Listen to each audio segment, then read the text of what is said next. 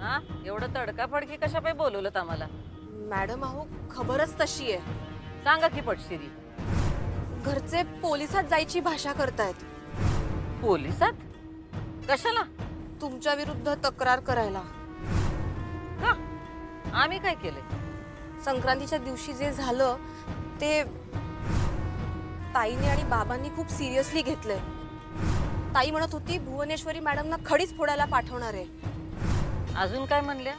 ताई म्हणत होती की सासरी खूप छळ होतोय माझा आणि मी काय अडाणी आहे का त्यांच्यासारखी की त्या काहीही करतील आणि मी गप्प बसेन. म्हणून अन्याय झालाय माझ्यावर तर मी कायद्याने उत्तर देईन असं म्हणत होती ताई.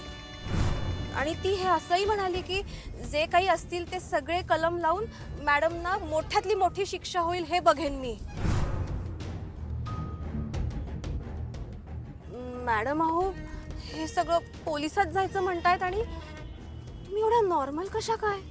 सुनबाईंची तडफड ऐकून आम्हाला हसू आलो. सरड्याची धाव कुंपणापर्यंत असत्या. जा म्हणावं, जा पोलीस स्टेशनात जा. हो मॅडम जा कसं काय? म्हणजे हे सगळं प्रकरण कुठल्या कुठे जाईल? नाही म्हणजे मी ताईला आणि आई बाबांना खूप समजवण्याचा प्रयत्न केला. घरची गोष्ट आहे, घरच्या घरी असू दे, 4 लोकात कशाला, जे काही आहे ते आपापल्यात मिटवून टाकू ना. पण ताई म्हणली नाही मी तक्रार करणारच आहे. करू दे तक्रार. पण मॅडम अहो असं कसं? आम्ही सांगतोय तेवढं करा. तुम्ही त्यांना जायला लावा आणि तक्रार नोंदवायला लावा. म्हणजे म्हणजे काय होईल? ही दोघं अजून दूर होतील. ते कसं? ते आमचं आम्ही बघू. तुम्ही फक्त तुमचं काम करा.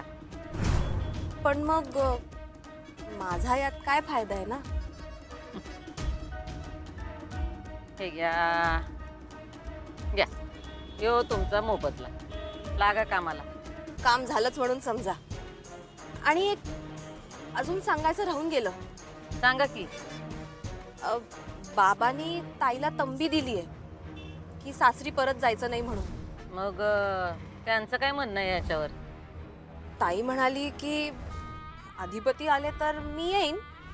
पण बाबा म्हणाले की अधिपती नाक घासत जरी आले तरी तू जायचं नाही सासरी म्हणून. आमचा मुलगा नाक घासत येणार. ते बी मास्तरीन बाईन पुढं इसरा म्हणावं. काय सोनं लागून राहिलं की काय ते असं? ते तर खरंच आहे.